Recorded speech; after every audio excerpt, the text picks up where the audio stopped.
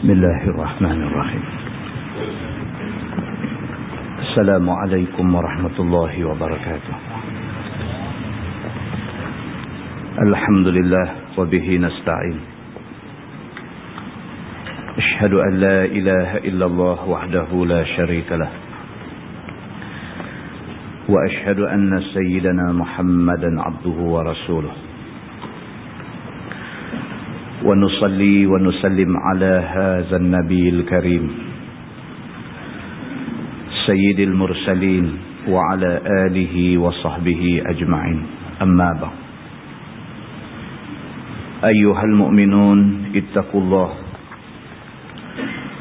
أوصيكم وإياي بتقوى الله فقد فاز المتقون. Muslimin dan muslimat, mudah-mudahan dirahmati Allah Subhanahu wa taala. Di dalam sebuah hadis riwayat daripada Abi Hurairah radhiyallahu anhu, kata dia, qala Rasulullah sallallahu alaihi wasallam, walladhi nafsi biyadihi law lam tudhnibu la zahaba Allah ta'ala bikum wa la jaa'a biqaumin yudhnibun فَيَسْتَغْفِرُونَ اللَّهَ فَيَغْفِرُ لَهُمْ.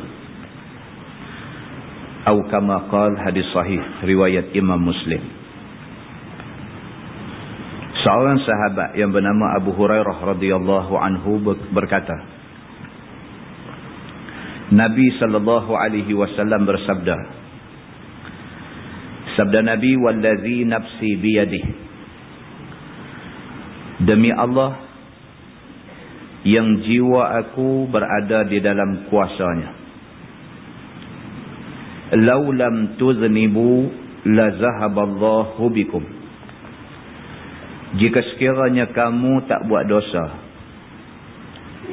Allah Subhanahu wa ta'ala akan lenyapkan kamu dari muka bumi ini. Nabi SAW kata, demi Allah, kalau sekiranya manusia tak ada siapa yang buat dosa, Allah Subhanahu wa ta'ala akan lenyapkan semua manusia yang ada di muka bumi ini. Wala jaa'a biqaumin yuznibun. Lepas tu Allah Subhanahu wa ta'ala akan adakan pula satu kaum, yang kaum itu akan buat dosa. Fayastaghfiruna Allah, yang kaum itu selepas mereka buat dosa, mereka minta ampun kepada Allah. Fayaghfiru lahum, maka Allah Subhanahu wa ta'ala mengampunkan dosa mereka itu. Hadis itu hadis sahih riwayat Imam Muslim. Muslimin dan muslimat yang dirahmati Allah sekalian, daripada hadis sahih ini dapat kita faham bahawa nama kata manusia ada buat dosa. Nama kata manusia ada buat dosa, kecuali mereka-mereka yang dipelihara oleh Allah. Mereka maksum, tidak buat dosa. Dan yang maksum itu hanyalah Nabi, manusia pilihan Allah Subhanahu wa ta'ala.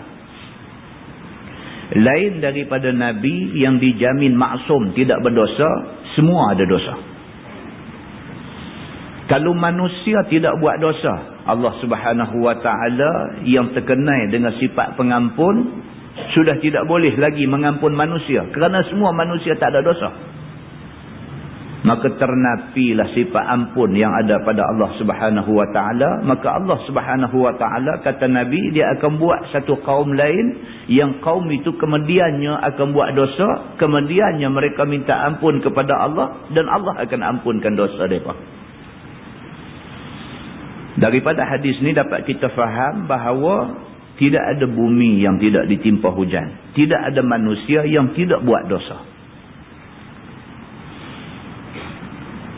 Allah Subhanahu wa ta'ala berfirman dalam ayat 135 surah Ali Imran. A'udzu billahi minasyaitonir rajim.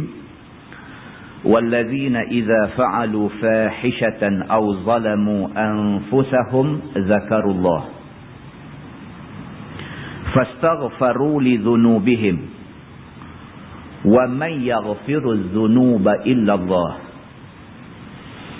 Walam yusirru ala ma fa'alu wa hum ya'lamun. Shadaqallahul azim. Maksud dia Allah Subhanahu wa taala berfirman, dan orang-orang yang apabila mereka buat dosa, manusia yang apabila mereka terbuat dosa, au zalamu anfusahum, ataupun mereka telah terbuat satu benda yang benda itu menzalimi diri mereka sendiri, zakarullah, selepas itu mereka teringat kepada Allah. Kita lah ni yang Allah sebut dalam ayat ni, kita lah. Kita ni manusia. Manusia mana tak buat dosa? Cuma bezanya ialah ada manusia buat dosa besar, ada manusia buat dosa kecil. Pokok pangkainya manusia selalu berdosa. Allah Subhanahu wa taala sebut dalam ayat ni, dia kata, dan orang-orang di kalangan manusia ni ada orang-orang yang mereka ini terbuat dosa. Apabila mereka buat dosa ataupun mereka menzalimi diri mereka sendiri, zakarullah, lepas tu mereka teringat kepada Allah. Mereka teringat, kata mereka dah buat dosa, dosa tu menyebabkan Allah Subhanahu wa taala marah mereka.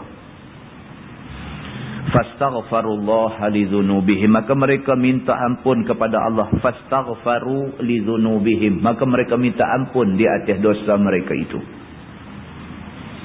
Tuhan kata, wa may yaghfirudz dzunuba illallah. Tuhan kata, siapa lagi yang boleh ampun dosa kalau tidak Allah?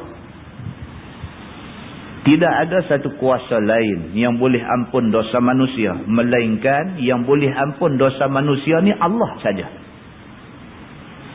Dan tidak ada satu kuasa lain yang boleh halang Allah daripada ampun dosa siapa-siapa. Walam yusirru ala ma fa'alu wa hum ya'lamun. Dengan syarat Allah Subhanahu wa taala boleh ampun dosa mereka ni dengan syarat mereka tidak mengulangi perbuatan dosa itu dalam keadaan mereka mengetahui. Muslimin dan muslimat yang dirahmati Allah sekalian, daripada ayat 135 surah Ali Imran ini dapat kita faham bahawa kita ada Allah. Kita ada Allah. Allah itu Tuhan kita. Dan Allah Subhanahu wa taala dia duk tunggu aja nak dengar bila manusia nak minta ampun pada dia. Di dalam sebuah hadis lain, riwayat daripada Al-Aghar Al-Muzanni radhiyallahu anhu, kata dia, anna Rasulullah sallallahu alaihi wasallam qala, innahu la yughanu ala qalbi wa inni la astaghfirullah fil yawm 100 marrah, atau kama qala, hadis sahih riwayat Imam Muslim. Hadis ni riwayat daripada seorang sahabat yang bernama Al-Aghar Al-Muzanni radhiyallahu anhu. Kata dia, Nabi SAW bersabda. Sabda Nabi, sesungguhnya hati aku diterangi dengan cahaya. Nabi kata begitu. Dalam hadis ni, Nabi kata sesungguhnya la yughanu ala qalbi. Sesungguhnya hati aku diterangi cahaya. Pasal apa Nabi kata hati dia diterangi cahaya? Pasal apa? Wa inni la astaghfirullah fil yawm 100 marrah. Nabi kata kerana aku beristighfar, minta ampun kepada Allah tidak kurang daripada 100 kali satu hari. Muslimin dan muslimat yang dirahmati Allah sekalian, daripada hadis itu dapat kita faham bahawa kalau Nabi, manusia yang tidak berdosa pun minta ampun kepada Allah, istighfar kepada Allah satu hari tidak kurang dari 100 kali, maka kita manusia biasa lebih-lebih lagi kena banyak minta ampun pada Allah. Banyak tuan-tuan. Kita muhasabah diri kita. Kita jangan tengok orang. Dosa kita dengan Tuhan banyak mana. Nak boleh jadi kita macam kita malam ni, kita dah buat banyak dosa. Ni nak boleh jadi macam kita malam ni. Kita malam ni merupakan orang yang tang mana ada kuliah agama kita sampai. Kita malam ni macam tu. Bila dengar ayat Quran, bila dengar hadis Nabi, berasa tunduk hati. Kita malam ni macam tu. Tapi 5 tahun lepas kita macam mana? 10 tahun lepas kita macam mana? 15 tahun lepas kita macam mana? Daripada akil baligh dulu kita macam mana? Muhasabah. Itu dosa kita dengan Allah. Daripada akil baligh nak sampai kita malam ni, berapa banyak semayang kita tinggal? Semayang yang kita duk buat selama ni agak-agak Tuhan terima ke tak ke? Puasa yang kita duk buat sejak daripada kita cukup umur sampai kita malam ni, puasa yang kita duk buat tu agak-agaknya puasa tu Tuhan terima ke tak ke? Daripada kita cukup umur dulu sampai kita malam ni, banyak mana semayang sunat kita duk buat? Berapa kali seminggu kita bangkit untuk buat sembahyang malam? Hati kita sampai setakat malam ni terpanggil tak untuk buat puasa sunat? Yom Arafah, hari Khamis. Hari Khamis nak main ni, hari Arafah. Jemaah haji yang ada di Mekah akan wukuf di padang Arafah pada hari Khamis nak main. Dan kita disunatkan puasa. Puasa pada hari Arafah, bukan pada 9 Zulhijjah. Sebab hari Arafah ialah hari Khamis ni, tapi 9 Zulhijjah hari Jumaat. Berdasarkan hadis Nabi SAW, Nabi suruh puasa Yaum Arafah. Yaum Arafah, hari Arafah. Nabi tidak suruh puasa 9 Zulhijjah. Maka di kalangan ulama muhaddisin, di kalangan ulama hadis, mereka memutuskan sunat puasa itu ialah pada hari Arafah, pada hari jemaah haji berimpun di padang Arafah. Maka hari Khamis.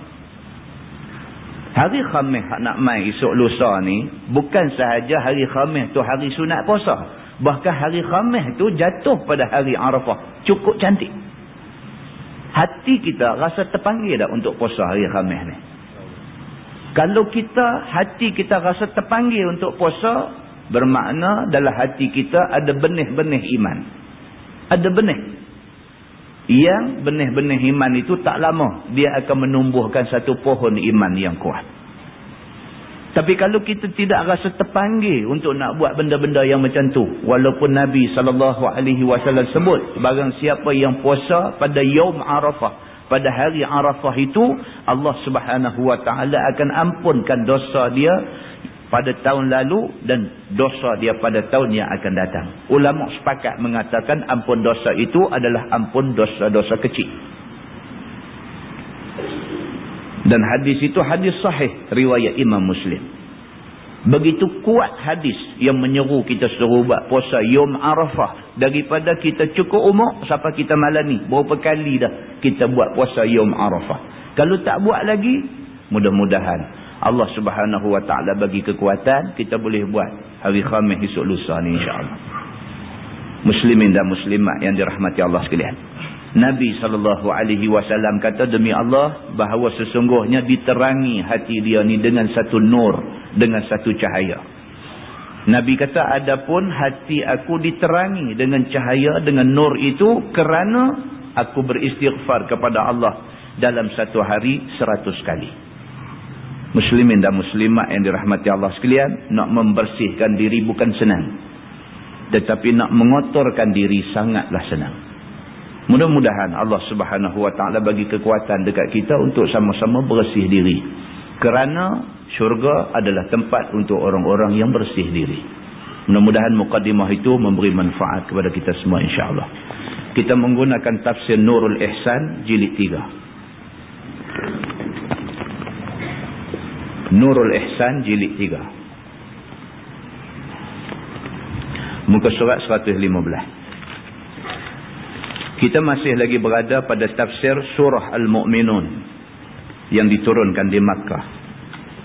Muka surat 115, kita sambung ayat 78. A'udzubillahi minasyaitanir rajim. Wa huwal ladzi ansha'a lakumus sam'a wal absara wal af'idah. Qalilan ma tashkurun. Dan dialah Tuhan yang menjadikan bagi kamu itu akan pendengaran dan penglihatan dan hati fikiran. Tuhan bagi tahu kat kita dalam ayat ni bahawa apa yang ada kat kita, panca indera yang ada kat kita ni Tuhan bagi. Mata boleh melihat, telinga boleh mendengar, hati boleh memahami, akal boleh berfikir. Semua Tuhan bagi. Dan Allah Subhanahu wa ta'ala biasa pun dia tak bagi kepada orang-orang yang tertentu. Tuan-tuan pernah dengar cerita tentang Imam Al-Bukhari. Imam Bukhari yang kita duk baca hadis last kali kita kata Rawahul Bukhari, riwayat Al-Bukhari. Imam Bukhari dilahirkan buta mata. Buta mata dia buta sejak lahir. Tapi mak dia satu orang yang cukup beriman kepada Allah Subhanahu wa ta'ala, satu orang yang cukup bersih hati. Tiap-tiap malam bangun sembahyang malam minta kepada Allah supaya Allah Subhanahu wa ta'ala nampakkan mata anak dia. Tiap-tiap malam mak dia tiap-tiap malam bangun sembahyang malam minta kepada Allah satu benda aja, minta supaya Allah Subhanahu wa ta'ala bagi anak dia yang dilahirkan buta ni boleh nampak balik. Satu permintaan yang tak masuk akal. Kalau orang lah kata mata buta ni nak buat macam mana dah. Kalau buta daripada asal ni susah lah. Kalau mata elok lepas tu sakit mata buta, cerita dia kena pergi operate. Tetapi mak Imam Bukhari dia minta kepada Tuhan aja. Setelah bertahun lama dia minta kepada Allah, Allah bagi. Allah perkenankan doa dia. Anak dia Al-Bukhari tiba-tiba boleh nampak balik. Boleh nampak dunia ni walaupun dia tidak pernah nampak sejak dilahirkan. Makna dia ialah penglihatan ni Allah bagi. Allah boleh bagi dekat manusia, dia boleh ambil balik. Allah boleh tak bagi langsung sampai satu tempoh masa baru dia bagi. Allah boleh buat macam mana yang dia berasa nak buat. Muslimin dan muslimat yang dirahmati Allah sekalian, tidak cukup dengan itu, Allah bagi tahu kat kita, wa huwal ladzi ansha'a lakumus sam'a wal absara wal afidah. Kata dia, dan dialah Tuhan yang memberi kepada kamu pendengaran, penglihatan dan hati untuk merasai sesuatu. Tapi Tuhan kata qalilan ma tashkurun. Itu pun sedikit barang yang kamu syukur akan nikmat Allah. Allah Subhanahu wa ta'ala bagi kat kita macam-macam benda. Sikit aja orang yang tunjuk dia syukur pada pemberian Tuhan. Allah Subhanahu wa ta'ala dia tarik nikmat mata boleh melihat cukup tuan-tuan. Taulah kita susahnya dunia, susahnya nak hidup atas dunia ni bila mata tak boleh tengok. Dia tarik mata aja, dia tarik penglihatan aja. Mata boleh celak juga tapi dia tarik penglihatan, celak tapi tak nampak. Cukup dah untuk kita merasai betapa susahnya hidup kita atas dunia ni. Duk biasa duk di rumah ada elektrik, tiba-tiba satu hari 24 jam tak ada karan, tak ada elektrik, rasa macam mana? Susah lah. Tambah dengan musim panas lah ni, dia tak ada karan ke? Allahu Akbar. Kita rasa sangat susah. Setelah kita diberi peluang untuk rasa nikmat cahaya, satu hari dia tarik nikmat cahaya, kita rasa susah. Boleh kita bayangkan setelah kita diberi nikmat melihat, tiba-tiba Allah tarik nikmat kita boleh melihat ni, betapa susah kita ni. Pun macam tu Tuhan kata qalilan ma tashkurun. Sikit sangat orang yang bersyukur atas nikmat hak Tuhan bagi ni. Muslimin dan muslimat yang dirahmati Allah sekalian. Firman Allah, wa huwal ladzi zara'akum fil ard wa ilaihi tuhsyarun. Dan dialah Tuhan yang menaruh akan kamu dalam bumi kemudian daripada mati. Dan kepadanya dihimpun kamu, yakni bangkit kubur nanti. Itu dia. Kita mati, masuk dalam kubur. Allah Subhanahu wa ta'ala sebenarnya yang meletakkan kita dalam kubur. Walaupun mata kasar nampak macam manusia bawa kita daripada rumah buat main masjid, manusia bawa kita pergi ke liang, manusia lepas mayat kita turun ke bawah, manusia yang kambuh kita, walaupun mata kasar nampak manusia buat benda ni semua, tetapi hakikatnya Allah Subhanahu wa ta'ala, dia jadikan kita daripada tanah, dia balik kita kepada tanah. Itu hakikat sebenarnya. Dan Allah Subhanahu wa ta'ala sebut benda ni supaya manusia ambil iktibar. Bila kita tengok kematian dalam masyarakat kita, iktibar kena ambil. Banyak iktibar yang kita kena ambil pada satu kematian yang berlaku depan mata. Banyak iktibar. Kalau ditakdirkan yang mati itu orang baik, kita kenal dia orang baik dalam masyarakat kita. Satu orang yang cukup baik, baik dari segi agamanya. Kita kenal dia. Bila dia mati, ambil iktibar. Dia mati, mudah-mudahan tak apalah. Pasal dia terkenal sebagai orang baik. Kalau kita mati, macam mana? Kalau yang mati ni, satu kampung kenal dari segi jahat dia ni. Kalau dia mati, ambil iktibar. Masya Allah, kata dia ni dah mati dah. Apa yang dia akan tempuh selepas daripada selesai pengkebumian dia. Setiap kematian itu mengandungi 1000 pengajaran. Maka manusia disuruh melihat kematian dengan pandang iktibar. Lebih-lebih lagi dia kata wa ilaihi tuhsyarun, dan kepada Allah satu hari kita akan dihimpun. Apa kita nak bawa menghadap Allah pada waktu kita dihimpun di depan Allah Subhanahu wa taala di padang mahsyar nanti? Firman Allah, wa huwal ladzi yuhyi wa yumit, dan dialah Tuhan yang menghidup dan memati. Kerja Tuhan. Nak boleh kehidup manusia, kerja Tuhan. Berapa ramai orang kaya yang isteri dia daripada start mengandung tu nak sampai 9 bulan nak boleh lahir anak tu, punya jaga ni Allah yang mengetahui. Berapa ramai orang kaya daripada start kata tahu isteri dia mengandung, dia punya jaga ni makan minum isteri dia, dia jaga kesihatan darah dok picek tiap-tiap minggu dan sebagainya, jaga kandungan ni macam duk menatang minyak yang penuh, punya jaga ni kandungan isteri ni. Lahir mati, siapa pun tak boleh buat apa. Harta kekayaan yang ada pada suami dia, doktor pakar yang duk keliling katil isteri dia, semua pun tidak boleh buat apa. Sebab apa? Sebab yang menghidupkan itu Allah. Bukan duit, bukan manusia. Demikian juga dengan cerita kematian. Tak usah kaya, tak usah berkedudukan, tak usah ada pengaruh, tak usah ada ilmu, tak usah ada apa dekat dia. Bila sampai detik kematian, maka berangkat dia. Tidak ada siapa, tidak ada apa benda yang boleh menghalang dia daripada dimatikan oleh Allah Subhanahu wa taala. Muslimin dan muslimat yang dirahmati Allah sekalian, pengajaran mesti diambil daripada ayat-ayat ini. Firman Allah, walahu ikhtilaful laili wan nahar, dan baginya, yakni bagi Allah Ta'ala itu bersalahan malam dan siang dengan hitam dan putih. Duk jadi malam siang silih berganti ni kehendak Allah. Allah nak begitu. Allah nak siang berakhir pada jam sekian, maka berakhir pada jam itu. Allah nak kematian, Allah nak malam bermula pada waktu sekian, maka malam bermula pada waktu itu. Tidak ada satu kuasa dalam dunia ni boleh halang daripada siang mai. Seperti mana manusia tidak boleh halang daripada malam nak mai. Kerana malam siang, gelap dan cerah ni adalah ketentuan Allah Subhanahu wa taala. Dia kata dan lebih kurangnya berlaku siang malam ini juga kuasa Allah. Ada negeri malam panjang, siang pendek. Ada negeri siang panjang, malam pendek dan sebagainya. Berlaku lebih kurang pada malam dan siang. Ini juga kehendak Allah Subhanahu wa ta'ala. Firman Allah Subhanahu wa ta'ala, afala ta'qilun, maka tidakkah kamu berakal? Yakni kerjaan Allah kamu ambil iktibar dengan akal. Tuhan kata dah hampa tengok semua benda hak dia sebut tadi ni. Hampa dah tengok dah bagaimana ada manusia telinga boleh dengar, ada manusia telinga peka. Hampa dah tengok dah ada manusia mata boleh tengok, ada manusia mata buta.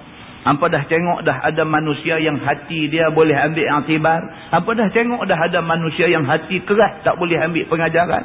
Hampa dah tengok dah bagaimana Allah Subhanahu wa ta'ala bagi orang hidup. Dah tengok dah macam mana Allah Subhanahu wa ta'ala bagi orang mati.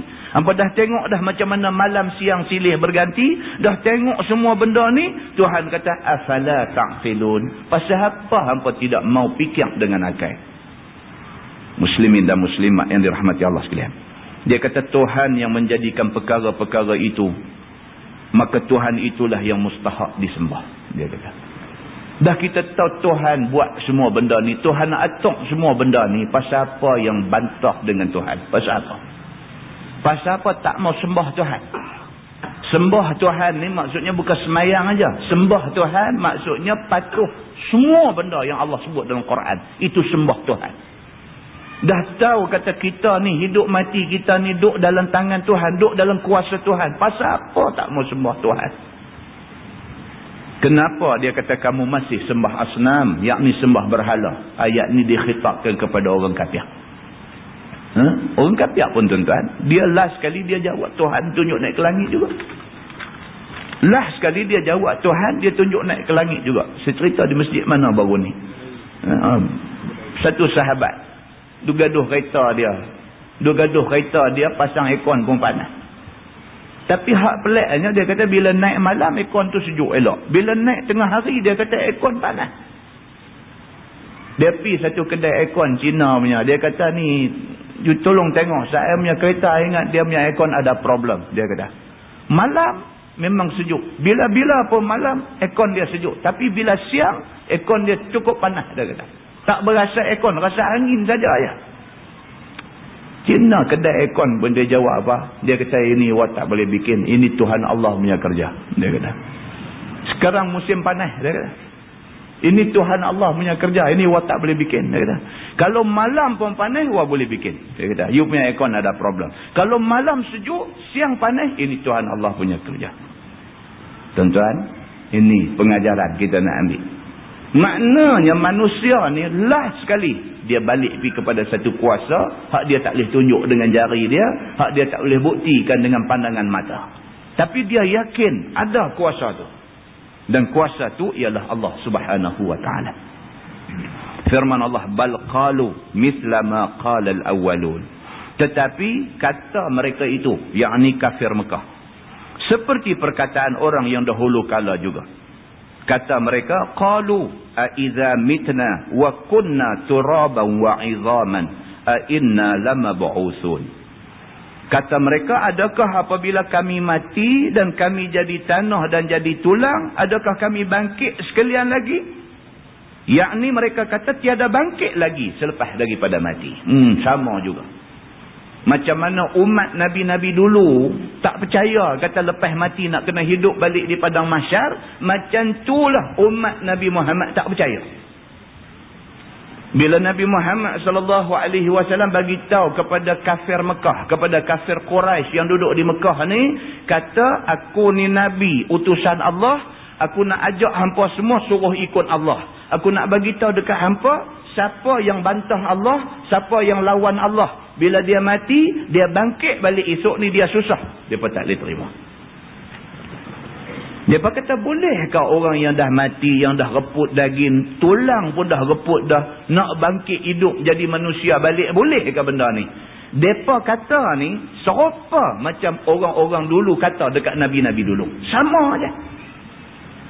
Firman Allah, laqad u'idna nahnu wa aba'una hadha min qabl. Sungguh telah dijanji akan kami dan tok nenek kami akan ini daripada dahulu itu. Depa kata sungguh macam mana kamu, depa kata dekat Nabi Muhammad, macam mana kamu ancam kami, macam itulah tok nenek kami dulu kena ancam dengan nabi-nabi depa. Ni cerita lama, dia kata. Cerita nak suruh kami takut, nak suruh kami takut supaya dengan takut tu kami ni ikut kamu. Cerita ni cerita tok nenek kami dulu dah kena dah. Lah ni kami kena. Ini semua cerita lama, kami tak mau ikut. In hadza illa asatirul awwalin. Tiada ini bangkit kemudian daripada mati, melainkan cerita dusta orang dahulu kala.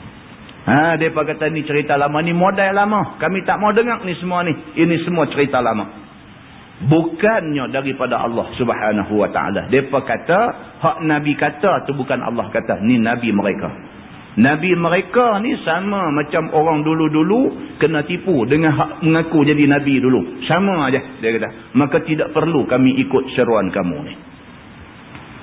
Firman Allah, qul limanil ard wa man fiha in kuntum ta'lamun. Kata olehmu ya Muhammad, bagi siapa milik ini bumi dan mereka yang ada di dalamnya, jika ada kamu ketahui siapa yang menjadikan dan siapa miliknya. Allah suruh Nabi tanya orang kafir Quraisy yang tak mau ikut Nabi ni. Pergi tanya saat Tuhan kata dekat mereka hak bantah ni, limanil ard wa man fiha. Ni bumi ni dengan segala benda hak ada dalam bumi ni hak siapa punya? Pergi tanya mereka. Allah suruh Nabi Muhammad pergi tanya. Bumi ni hak siapa punya? Ni kita-kita semua menatang segala benda hak ada atas bumi ni hak siapa punya? Pergi tanya mereka ni. Sayaquluna lillah. Lagi berkata mereka itu bagi Allah semata-mata. Mereka jawab kata apa? Allah. Bumi ni hak Tuhan punya, kita ni pun hak Tuhan punya. Semua mengaku macam tu. Tuan-tuan, yang ni yang dikatakan fitrah. Fitrah ni maksudnya naluri manusia. Manusia ni kalau mulut dia kata dia tak percaya Tuhan, bila dia susah, mulut dia sebut, oh my God. Tentu ya. Berapa banyak orang putih ada di negeri barat tu mengaku mereka ni ateis. Ateis ni maksudnya mulhid dalam bahasa Arab. Maksudnya mereka kata tak ada Tuhan. Bagi mereka agama apa pun sama. Tak usahlah mai cerita pasal Islam, tak usah mai cerita pasal Kristian, tak usah mai cerita pasal Buddha, tak usah mai cerita pasal Hindu, tak usah mai cerita pasal agama apa pun tak usah cerita, kami tak mau dengar. Semua agama sama. Mereka pakai borong sama macam tu aja. Sama dari segi apa? Dia kata agama apa pun suruh orang buat baik. Agama Islam suruh orang Islam buat baik. Agama Hindu suruh orang Hindu buat baik. Agama Buddha suruh orang Buddha buat baik. Agama apa pun dia suruh manusia buat baik. Dia kata. Agama ni semua sama. Dia kata saya tak percaya kat Tuhan. Dia kata macam tu. Tapi bila dia mai sakit, dia sakit sampai sangat-sangat, mulut dia sebut, oh my God. Sama macam orang Melayu. Semayang tak mau, apa tak mau. Dalam karya tu sampai orang kenal dia ni. Tak pernah nampak main masjid. Bukan kata main semayang waktu. Bukan kata main mengaji di masjid. Semayang jemaat hak seminggu sekali pun tak pernah nampak. Semayang raya hak setahun 2 kali pun tak pernah nampak muka dia. Pendek katanya dia ni tak pernah main masjid. Tapi bila dia sakit itu dia sebut apa? Ya Allah dia sebut. Dia sebut Ya Allah. Ya Allah, dia kata sakit semua. Ya Allah, dia sebut. Pasal apa? Pasal ini fitrah manusia. Manusia last sekali, tak gaduh siapa ajak dia. Last sekali, dia cari Allah subhanahu wa ta'ala. Maka Allah subhanahu wa ta'ala kata, kata dekat Nabi Muhammad, cuba Ustaz Muhammad, kamu pergi tanya dekat kafir Mekah ni, tanya mereka ni bumi ni semua benda hak ada atas bumi ni hak siapa punya. Lepas itu Tuhan kata, sayaquluna lillah. Mereka akan jawab, ni semua hak Allah subhanahu wa ta'ala.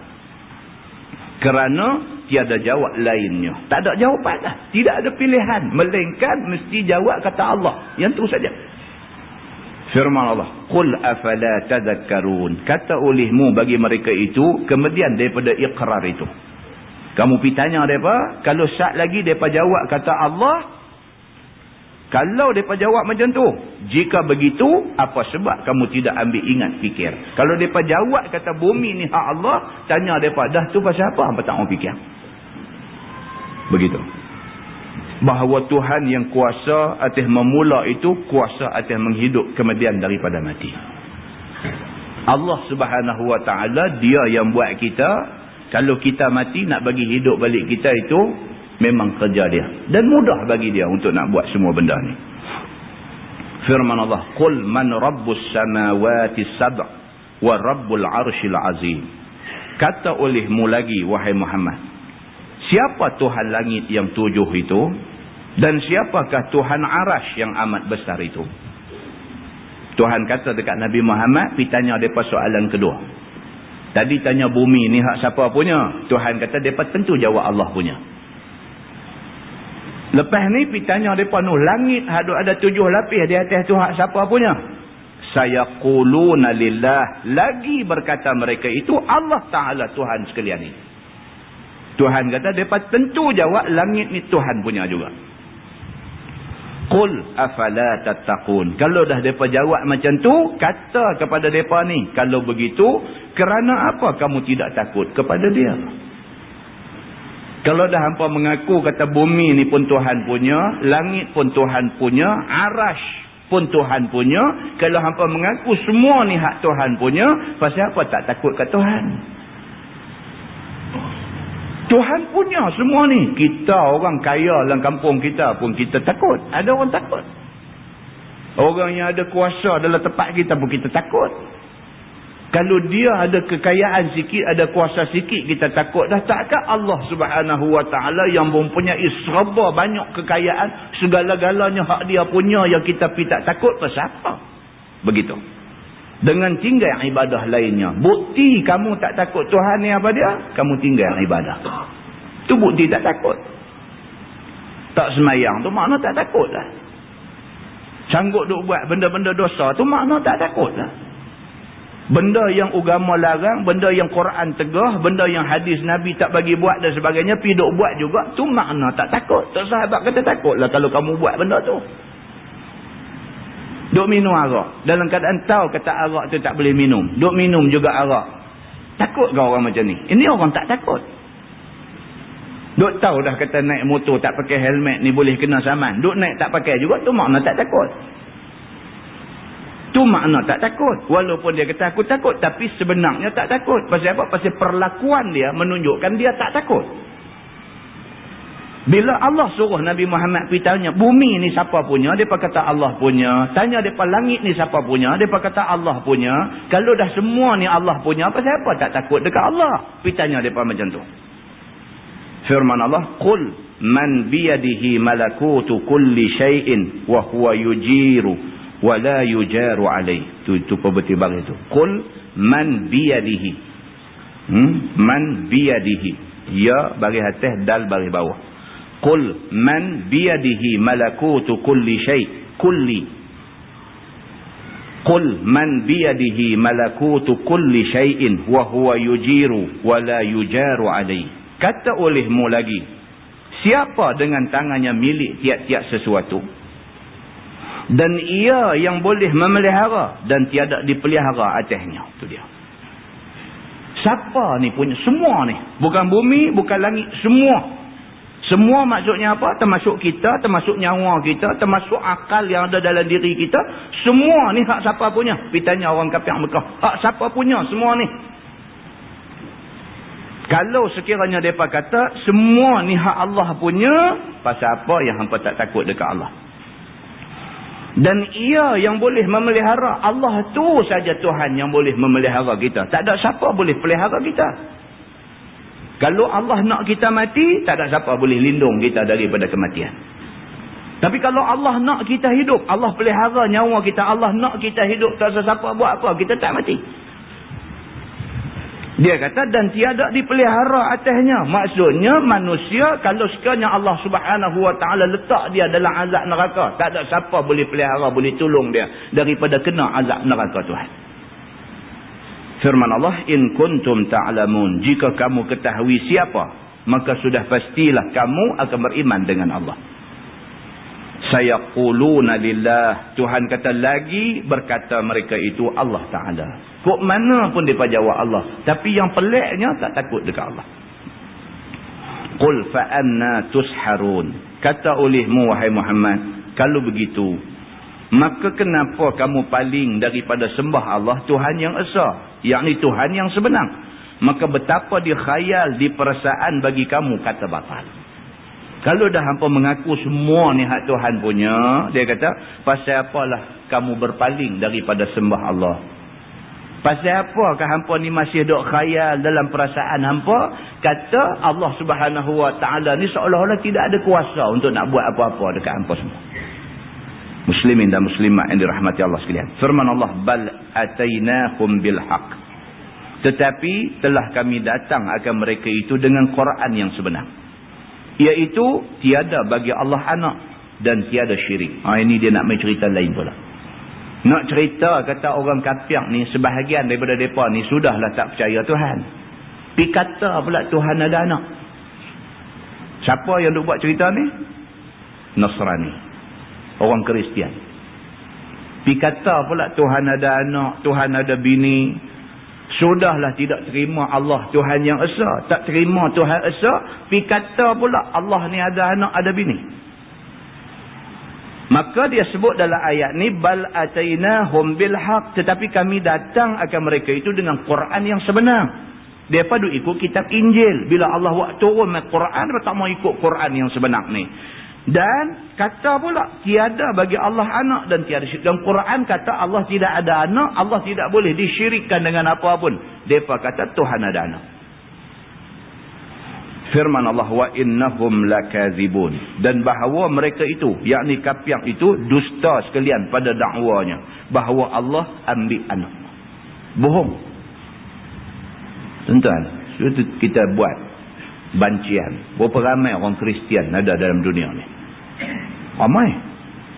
Walaupun mereka ni merupakan orang Kristian yang tidak aktif. Ramai. Orang Kristian ramai. Tapi kurang aktif dah lah ni. Kalau di London, dah banyak dah gereja yang jadi supermarket. Banyak dah. Dulunya gereja, lah ni jadi restoran. Dulunya gereja, lah ni dah jadi pusat snooker. Dulunya gereja, lah ni jadi masjid pun ada. Di London. London ni cukup hebat lah. United Kingdom, UK ni cukup hebat lah dari segi megah dengan Kristian. Tuan-tuan tengok pertabalan raja dia, tengok kematian kerabat di raja dia, ni cerita ni semua cerita Kristian. Tunjuk ketaksuban mereka kepada Kristian yang begitu punya kuat. Ramai orang Kristian di sana dan mereka merupakan orang Kristian ortodoks. Kristian jenis fikir cara lama ni. Tetapi kebanyakan mereka sebenarnya lah ni sudah tidak aktif. Sehingga kan gereja tak ada pengunjung. Gereja tak ada pengunjung. Sehingga kan pembiayaan gereja sudah tidak mampu ditanggung oleh pihak pengurusan gereja. Macam masjid kita lah. Masjid kita ni nak buat apa pun kena ada duit. Hari Jumaat buat tabung kutipan duit. Buat apa-apa sempena apa buat kutipan duit. Tujuan dia apa? Tujuan dia nak guna duit tu untuk nak menghidupkan masjid. Macam itulah juga dengan gereja. Gereja ni pun mereka perlu duit untuk nak membiayai gereja mereka. Gereja di England ni bukan gereja kecil-kecil. Gereja di England ni semua gereja-gereja yang hebat-hebat. Gereja yang besar-besar. Gereja lama. Bila tak ada pengunjung, tak ada collection, tak ada duit. Bila tak ada duit nak biaya gereja, tak boleh. Bila nak biaya gereja, tak boleh, terpaksa lelong gereja. Walaupun keadaan mereka macam tu, mereka tetap juga nak pegang agama mereka. Walaupun tak aktif, tapi tetap juga nak pegang Kristian. Tak mau tinggal Kristian. Muslimin dan muslimat yang dirahmati Allah. Sedangkan hati kecil mereka sendiri dah tak ada kepercayaan dah pada agama Kristian. Tak ada kepercayaan dah. Tetapi tak mau tinggal juga fahaman Kristian mereka ni. Entah orang yang paling kuat menentang ajaran Kristian dalam zaman kita lah ni seperti dia. Saudara Ahmad Didat. Cukup kuat. Dan dia satu orang yang cukup, orang kata very knowledgeable. Satu orang yang cukup berilmu pengetahuan.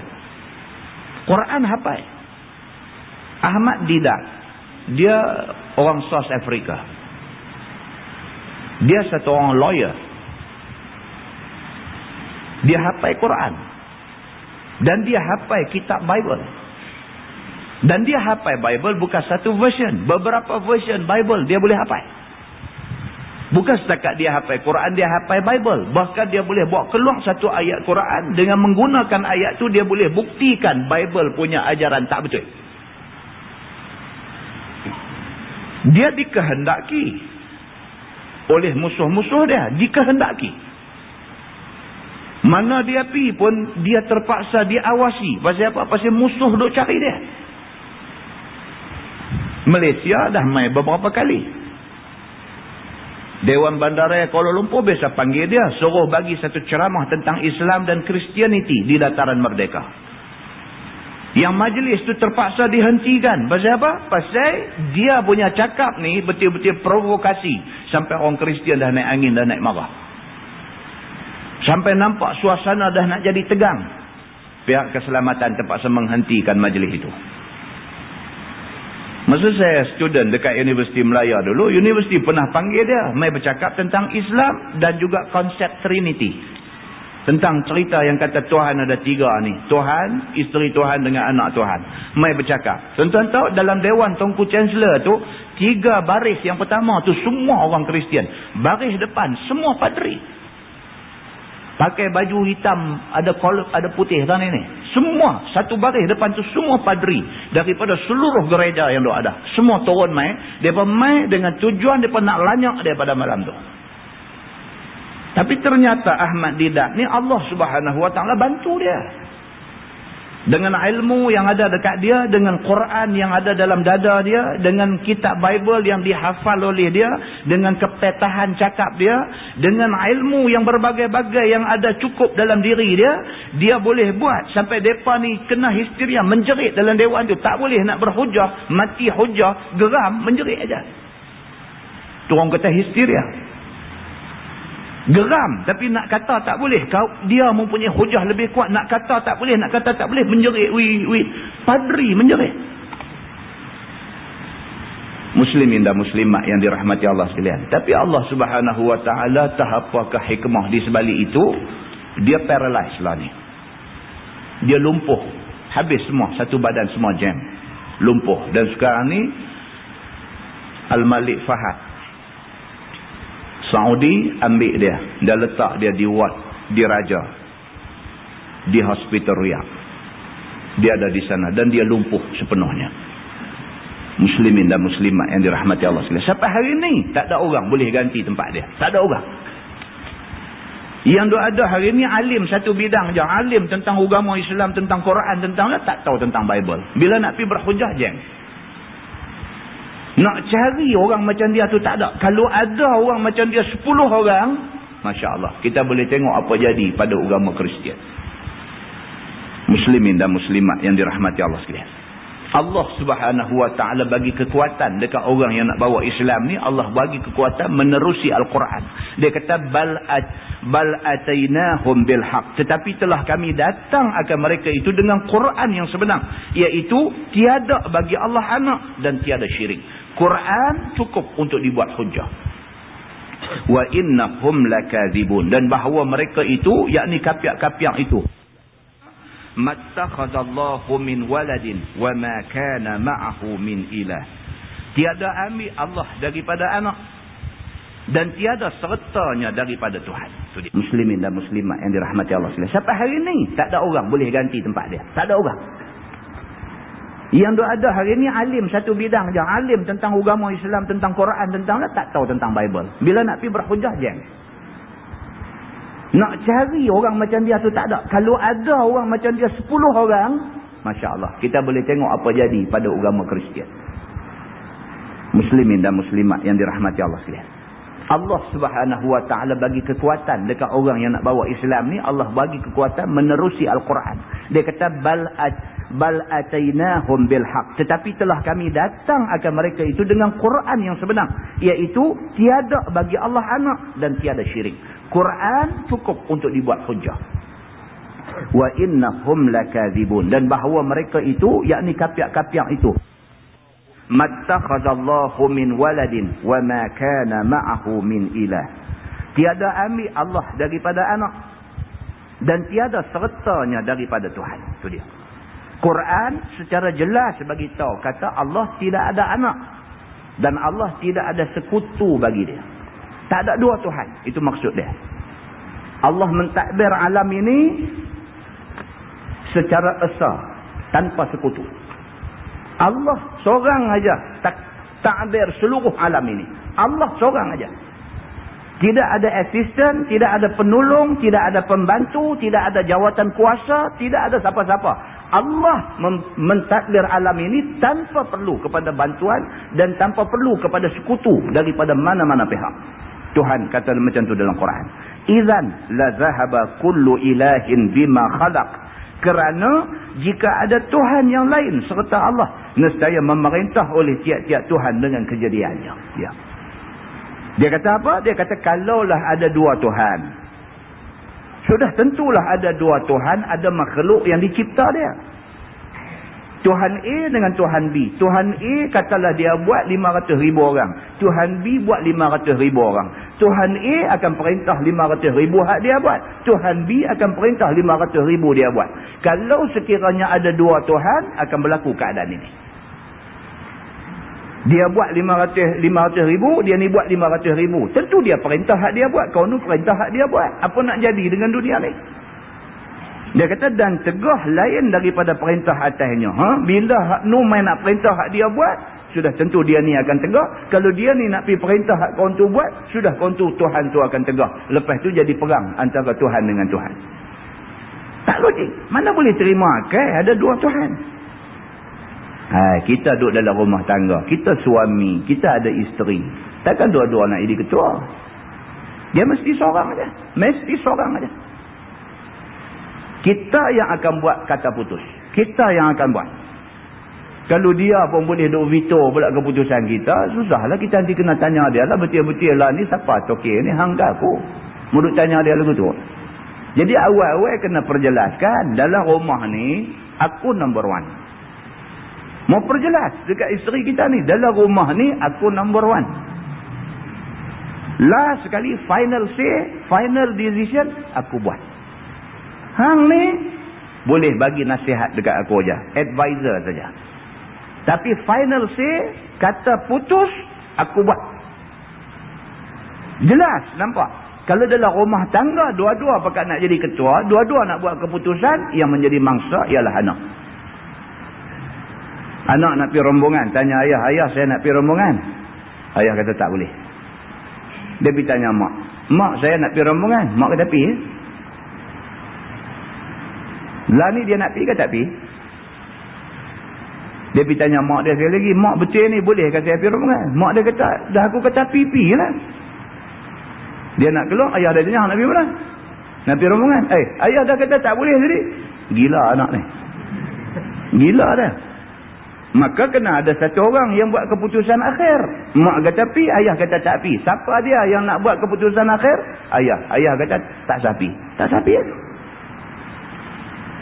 Last sekali kena satu juga. Kok mana pun kena satu. Kalau dalam rumah tangga pun kena ada satu ketua. Kalau kapal pun kena ada satu nahkoda. Takkan alam ini boleh ada dua Tuhan. Itu logik yang semua orang boleh terima. Maka Allah Subhanahu wa taala sebut dalam ayat tadi, idzan la zahaba kullu ilahin bima khalaq.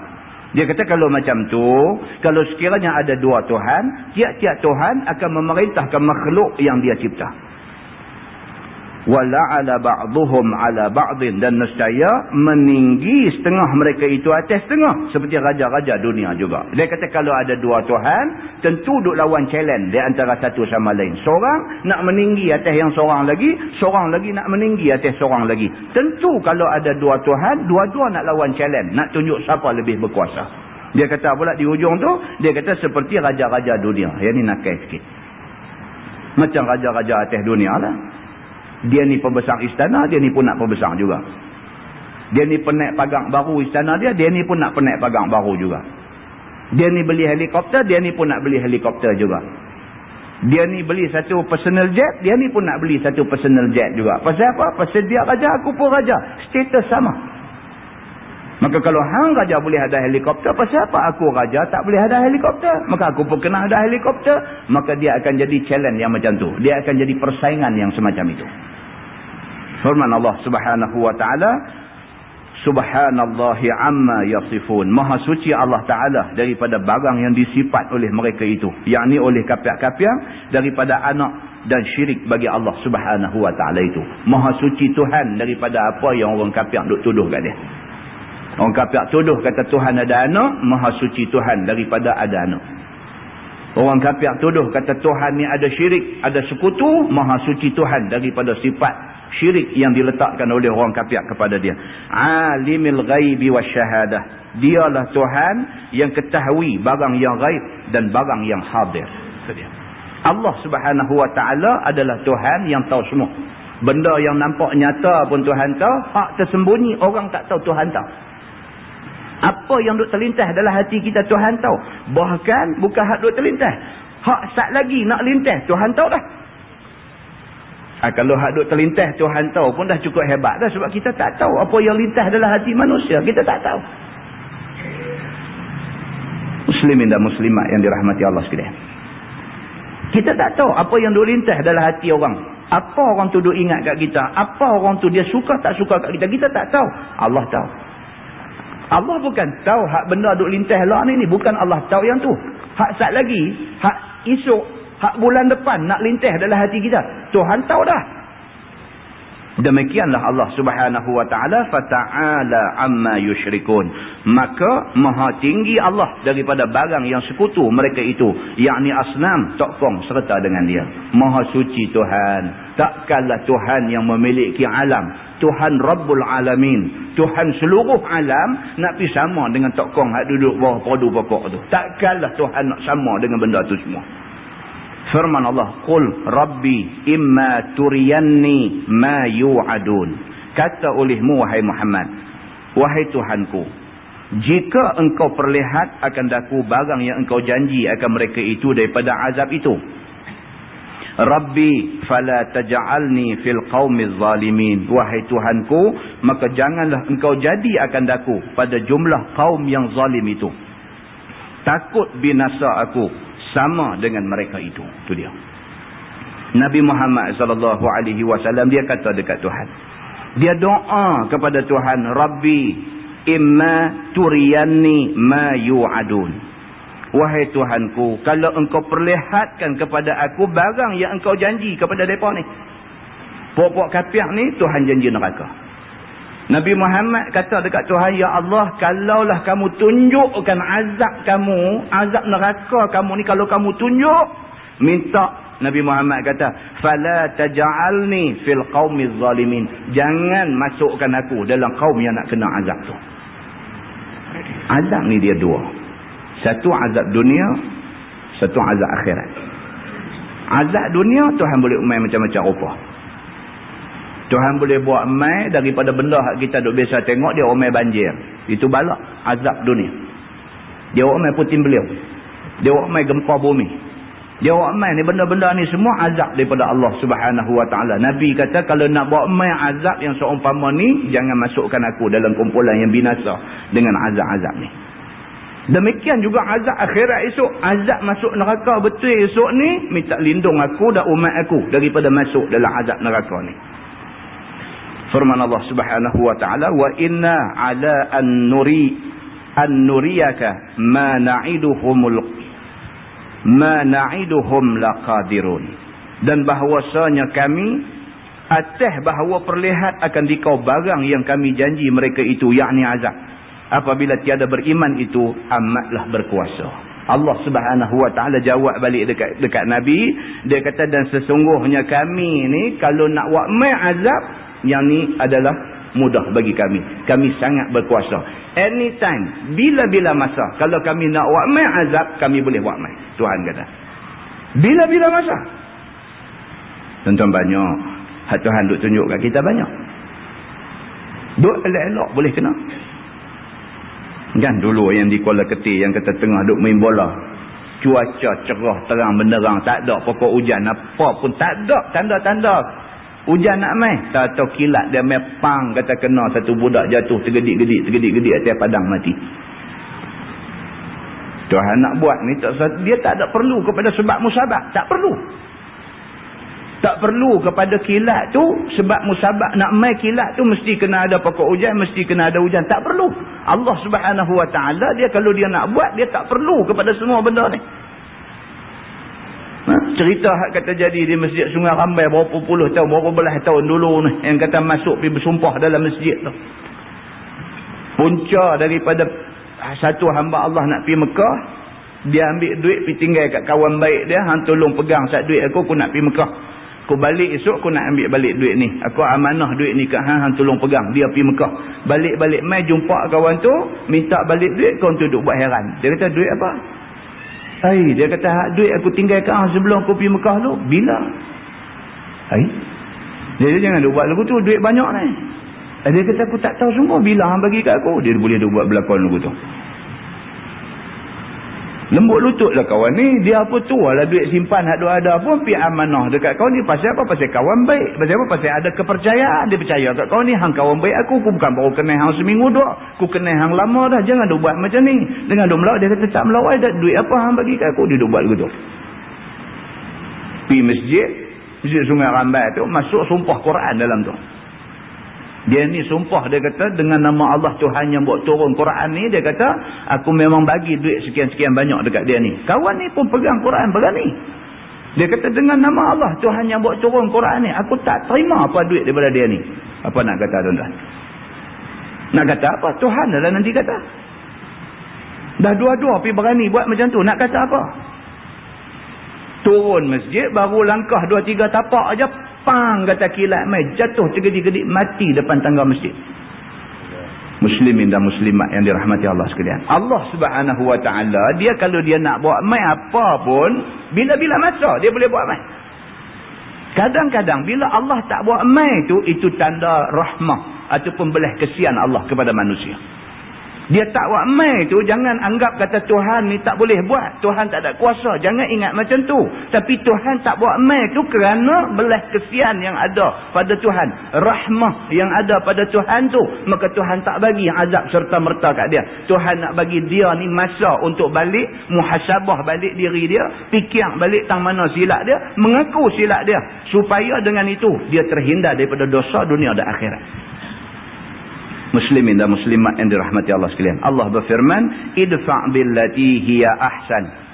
Hiya ahsanus sayyi'ah. Ahsanu tu, bukan ahsana. Idfa' billati hiya ahsanus sayyi'ah. Maksudnya, tolak olehmu ya Muhammad dengan perkataan yang terlebih elok.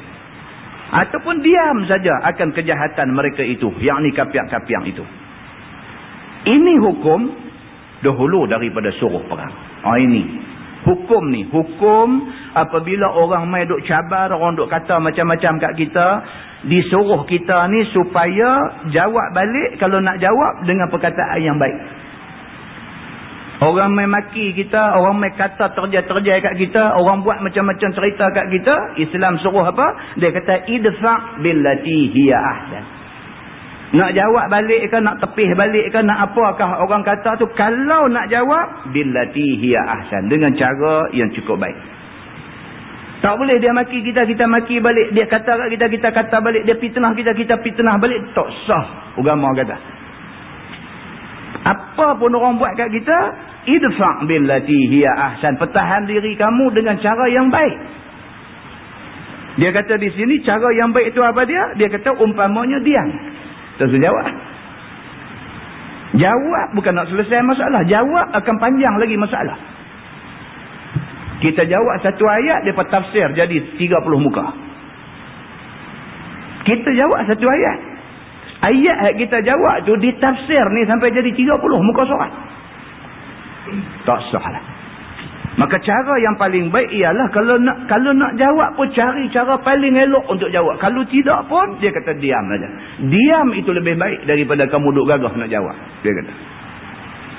Firman Allah, nahnu a'lamu bima yasifun. Kami terlebih ketahui dengan barang yang sifat mereka itu akan Allah dengan anak dan syirik.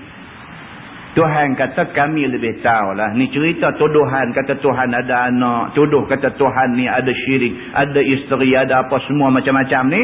Tuhan ni ada dua, ada apa. Ni semua cerita-cerita macam ni Tuhan kata aku lebih tahu. Betul tak betul hak mana aku lebih tahu. Tak ada peduli kat depan ni. Maha suci Allah daripada keduanya itu. Firman Allah, wa qul rabbi a'udzu bika min hamazati syayatin wa a'udzu bukan wa a'udza wa a'udzu bika rabbi an yahdurun.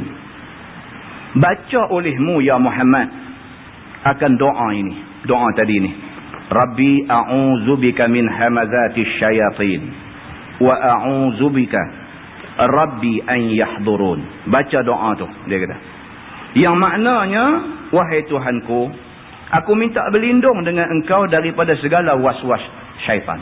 Hamazati syaitan. Hamazat ni maksudnya bisikkan syaitan. Bisikkan syaitan. Kita hadut jadi was-was ni pasal dia duk main bisik kat kita. Dia duk main bisik. Berapa rakaat itu semayang? Ni dia duk main kacau kat kita ni. Dia bisik ni, dia sampai kat hati kita, kita jadi was-was habis semua. Banyak tuan-tuan, orang yang kena penyakit was-was ni cukup banyak. Cukup banyak. Semalam mengajak di Berang Garden pun ada. Orang tua dah, umur 70 lebih dah. Mai-mai ustaz nak cakap juga sikit. tarik kita pergi jauh pada orang lain. Kenapa dia? Saya ni ustaz, dia kata daripada dulu sampai lah ni umur 70 lebih dah, saya wah-wah ni tak boleh nak buang. Tolong ustaz bagi petua macam mana nak bagi hilang wah-wah ni. Dia kata wah-wah macam mana? Wah-wah dia kata wah-wah semayang, wah-wah ambil ayat semayang, wah-wah semua benda buat wah-wah. Sampai saya pergi Mekah buat haji, dia kata saya tawaf ni jadi kaplah habis. Oh Penang kaplah. Sampai saya pergi Mekah buat haji, tawaf ni pun jadi kaplah habis, dia kata. Saat lagi 2 ke 3, saat lagi main 3 ke 4, saat lagi main 4 ke 5, dia jadi begitu. Dia kata sampai saya cancel, kira reset balik, bagi kosong-kosong balik, start lain daripada awal. Dia main lagi was-was. Tak boleh jadi. Ambil biji tasbih pula, dia kata. Bila habis satu orang tarik satu orang wah-wah ke tasbih tu pula dah. Aku tertarik 2 ke aku sampai macam tu, dia kata. Tak boleh pergi beli hak tekan tu, klik tu, klik tengok 8. Dia kata aku mana nak buat ni. Tuan-tuan nampak, penyakit tu kecil aja, tapi bagi setengah orang jadi ganggu ibadat dia semua sekali. Saya kata tak ada satu apa petua, melainkan satu aja kata. Tu saya duk layan wah-wah tu. Dalam agama dia bagi kaedah. Al-yaqin la yuzalu bisyak. Yakin dia kata tidak akan digelincirkan dengan syak. Yakin apa? Yakin yang korang tu pastilah. Kita 3 ke 4 rakaat. Yang pastinya 3 tu pastilah. Cuma 4 ni kita duk was-was. 3 ke 4. Al-yakin ialah 3. Kira 3. Tak ada masalah kita.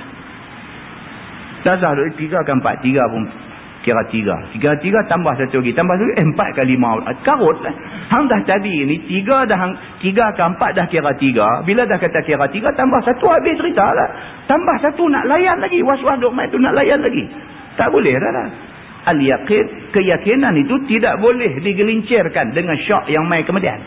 Dah ambil dah ayat semayang tadi ni, nak main semayang maghrib tadi, ambil dah ayat semayang maghrib dah. Lepas semayang maghrib duk mengaji ni, terbatal tak lagi tak? Terbatal tak lagi tak? Ni dulu tu. Baik, yang yakinnya apa? Yang yakinnya ayat semayang ada. Tadi dah ambil dah. Masa nak semayang maghrib tadi ayat semayang ada. Yang duk syak ni apa dia? Yang duk syak ni batal ke tak? Kira ada. Pasal ada tu yakin. Hak was-was ni batal. Pakai hak yakin tu. Dia tak peduli ya. Ada. Kira tak ada. Duk layan yang tu tiap-tiap hari nanti duk kira tak ada ni. Ini ceritanya. Ini semua dia kata hamazatis syayatin. Ini semua adalah was-was dan bisikan syaitan. Maka Allah suruh Nabi Muhammad doa macam ni, Rabbi a'udzubika min hamazatis syayatin. Wahai Tuhanku, aku minta berlindung dengan engkau daripada was-was syaitan. Dan aku minta berlindung dengan engkau wahai Tuhanku, bahawa hadir mereka itu, yakni syaitan akan aku. Minta berlindung daripada syaitan yang tumpang duduk dalam diri kita ni. Minta jauh daripada gangguan macam ni. Syaitan tuan-tuan, dia bukan boleh main masuk dalam diri kita. Nabi SAW sebut, Nabi kata inna syaitana yajri min ibni adam majrad dam. Nabi kata sesungguhnya syaitan itu dia berlari di dalam tubuh anak Adam ini pada larian darah anak Adam itu. Tang mana ada darah, tang tu syaitan boleh ada. Bukan sahaja syaitan ni boleh masuk dalam darah kita, boleh duk bergerak sekali, duk ada dalam badan kita. Bukan setakat tu. Bahkan suami isteri nak bersatu tu dia boleh main lipat masuk lagi. Ni yang kata syaitan ni. Ni yang kata syaitan ni sampai macam tu. Sampai waktu tu pun dia boleh ambil kesempatan lagi. Ni yang kata syaitan. Maka dengan kerana tu Nabi SAW, Allah suruh dia baca doa ni. Minta berlindung daripada bisikan syaitan. Dan minta berlindung daripada syaitan ni mai hadir duk berserta dengan kita semua. Pada segala kerja aku. Kerana syaitan tiada hadir melainkan bawa kejahatan. Itu dia. Syaitan ni tak saya kata apa lah. Memang jahat. Tak boleh dah kita duk andai ke syaitan ni baik tak? Syaitan ni memang jahat. Mustahil syaitan akan jadi baik.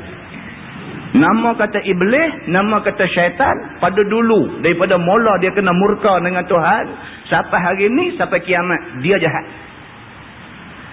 Seperti mana Yahudi. Sama. Allah kata, lan tarda ankal yahud. Tidak akan reda kepada kamu Yahudi. Maknanya, nama kata Yahudi ni dia tak akan reda kepada orang Islam. Melainkan Yahudi itu masuk Islam. Selagi mana dia duduk atas agama Yahudi, maka selagi itu dia tidak akan reda dekat kita. Begitu. Firman Allah, hatta iza jaa ahadahumul maut. Sehinggalah apabila datang akan seseorang daripada mereka, yakni daripada kafir itu oleh mati. Syaitan ni dia lagi duk main ni sampai kita dekat nak mati.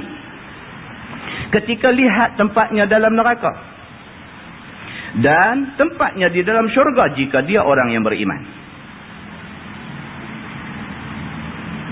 Berkata, qala rabbi irji'uni la'alli a'malu salihan fima tarakt.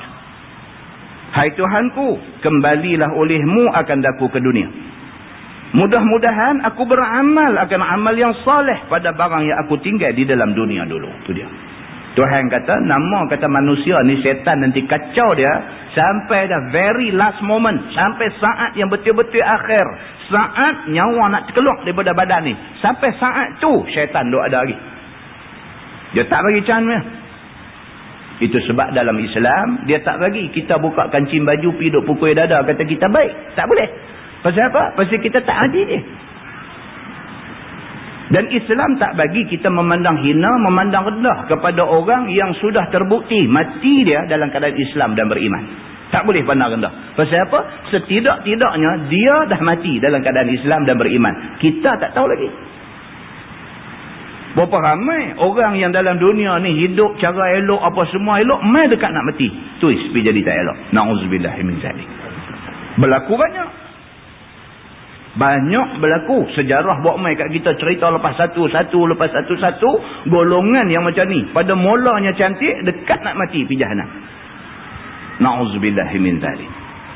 Maka Allah Subhanahu wa taala cerita kat kita dalam ayat ni, dia kata hatta iza jaa ahadahumul maut, sehinggalah apabila seseorang itu sampai dekat mati, qala rabbirji'uni la'alli a'malu salihan fima tarakt. Dia kata, wahai Tuhanku, kembali olehmu akan daku ke dunia. Mudah-mudahan aku beramal atas amalan yang saleh. Bila dekat nak mati, nampak malaikat ramai pakai baju hitam semua duduk balik kiri. Dia tahu dah dia nak jadi rosak, dia nak jadi ahli neraka. Tahu dah. Tuan-tuan, kalau kita duduk sebelah orang nak mati, tengok. Mata tak nampak, tapi hati kita kena nampak. Apa yang dia tengah lalui itu hati kita kena nampak. Pasal kita duduk mengaji. Kita duduk mengaji. Ni ayat Quran. Hak kita duduk baca hadis ni banyak dah. Datang kepadanya malaikat yang berpakaian serba hitam. Dan malaikat tu kata dekat dia, keluarlah daripada tubuh kamu, wahai jiwa yang keji. Hadis cerita macam tu. Quran dia bagi satu ayat yang general, yang umum aja. Dia kata siapa pun dekat nak mati dia nanti lalui suasana ini. Quran bagi tahu macam tu aja. Hadis dia bagi detail lagi. Dia halusi lagi keterangan dalam Quran ini. Wajaa malakul maut. Dia kata dan datanglah malaikat maut. Liyakbida ruhah, untuk mencabut nyawa dia. Kalau malaikat itu datang dengan pakaian serba hitam, dia kata malaikat akan bertempik kepada mayat ini. Keluarlah roh yang keji daripada tubuh yang keji. Semua orang lalu benda ni. Sama ada kita boleh tengok, kita nampak dia kelupuk ke apakah, dia melalui benda yang Nabi cerita dalam hadis ni. Dalam keadaan yang macam tu, dalam keadaan dia dah nampak dah malaikat mai baju hitam duduk sebelah dia, kata dekat dia, keluar wahai roh yang keji. Dalam keadaan macam tu dia kata apa? Dia kata, walaupun mulut dia tak menguat, tapi dia duk bercakap dengan Tuhan. Dia kata ni, yang ayat Tuhan kata ni, Rabbirji'uni, wahai Tuhanku, bagi aku balik atas dunia balik, aku tak mati lagi. Dia kata. Wahai Tuhanku, aku tak mau mati lagi ni. Aku dah nampak malaikat mai pakai macam ni. Aku dah nampak dah tempat aku kubur yang aku nak pisah lagi. Nak jadi hufratun min hufarin niran. Nak jadi satu lubang daripada lubang api neraka. Dia dah nampak macam tu, dia nanti minta kat Tuhan, Rabbirji'uni, wahai Tuhan, bagi aku balik atas dunia. Aku tak mau pergi dekat alam barzah. Aku nak balik ke dunia. La'alli a'malu salihan. Kali ni kalau bagi aku balik atas dunia, aku tentu buat amal soleh. Dia kata. Ni saat genting yang semua orang yang dah mati melalui keadaan ni. Kata dia, a'malu salihan fima taraktu. Aku nak buat amal soleh, amal yang selama ni aku tinggal. Dia kata. Kalau selama ni orang pergi masjid semayang aku tak pergi, selama ni orang duk pergi mengaji pasal Quran, pasal hadis aku tak pergi, selama ni orang duk buat benda-benda baik aku tak buat, selama ni semua benda ni aku tak buat, kalau hang bagi aku balik aja atas dunia, garanti aku buat. Cakap dengan Tuhan pada masa tu.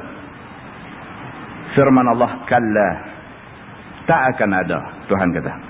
Yakni tiada boleh balik ke dunia. Tu orang nak mati tu, dia dengar Tuhan bercakap dengan dia. Tuhan kata kalla.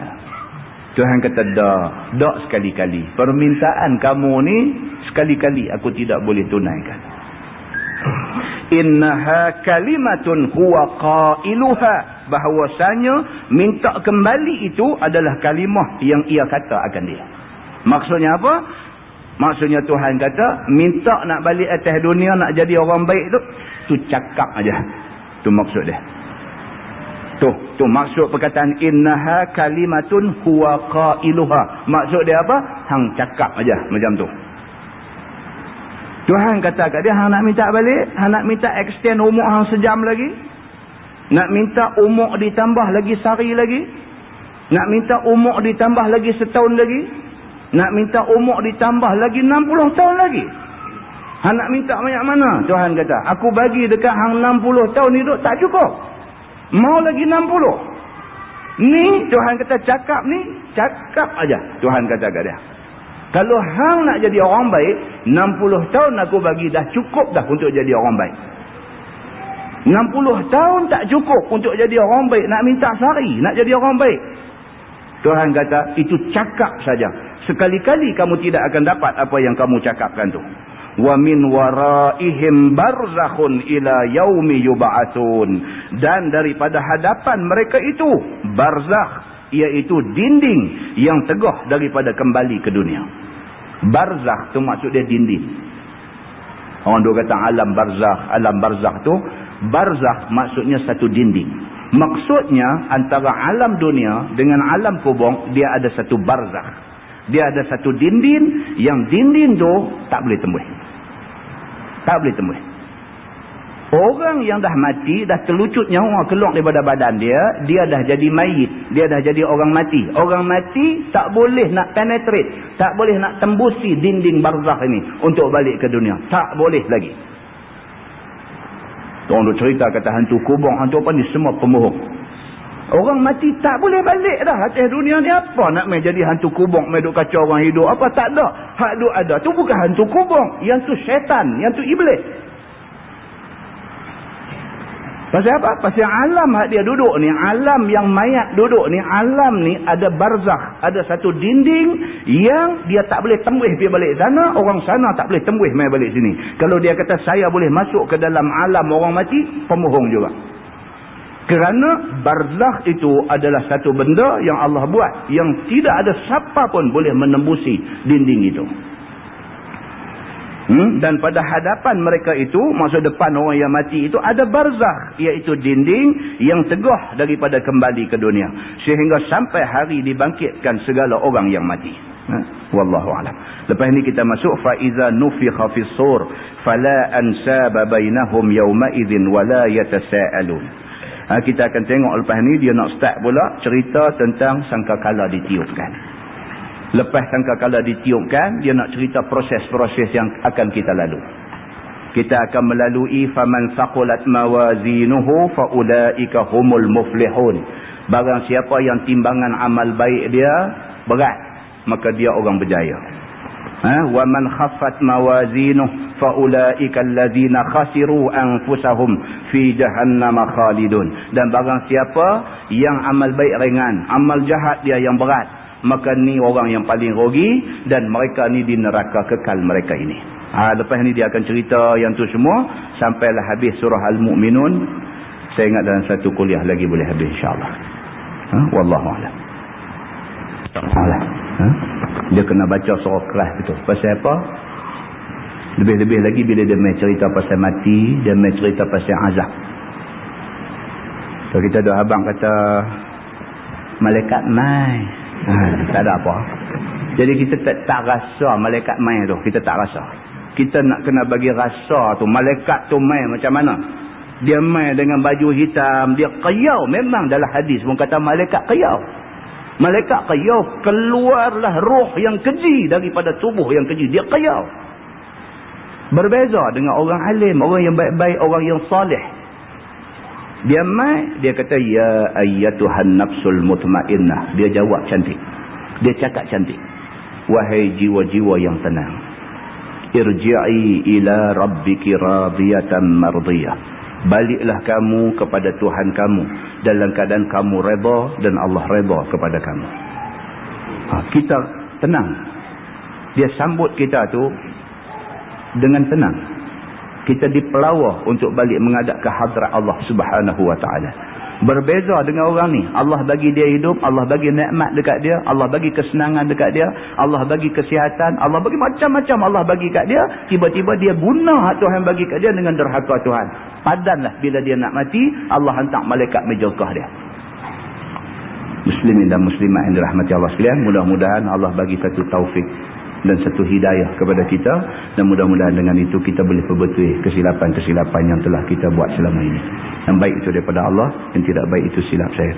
Kita tangguhkan dengan tasbih kafarah dan suratul Asr. Allahumma salli ala Muhammadin fil awwalin wal akhirin wa sallim wa radiyallahu tabaraka wa ta'ala an sadatina ashabi sayyidina Rasulillah ajma'in. بسم الله الرحمن الرحيم. الحمد لله رب العالمين حمدا يوافي نعمه ويكافئ مزيده. يا ربنا لك الحمد كما ينبغي لجلال وجهك الكريم وعظيم سلطانك. رضينا بالله ربا وبالإسلام دينا وبمحمد نبيا ورسولا. اللهم افتح علينا فتوح العارفين وارزقنا فهم النبيين بجاه خاتم المرسلين. اللهم فقهنا في الدين وعلمنا التأويل واهدنا صراطك المستقيم. اللهم أرنا الحق حقا وارزقنا اتباعه وأرنا الباطل باطلا وارزقنا اجتنابه. اللهم اجعل جمعنا جمعا مرحوما وتفرقنا من بعده تفرقا معصوما. وصلى الله على محمد وعلى آله وصحبه وسلم والحمد لله رب العالمين. السلام عليكم.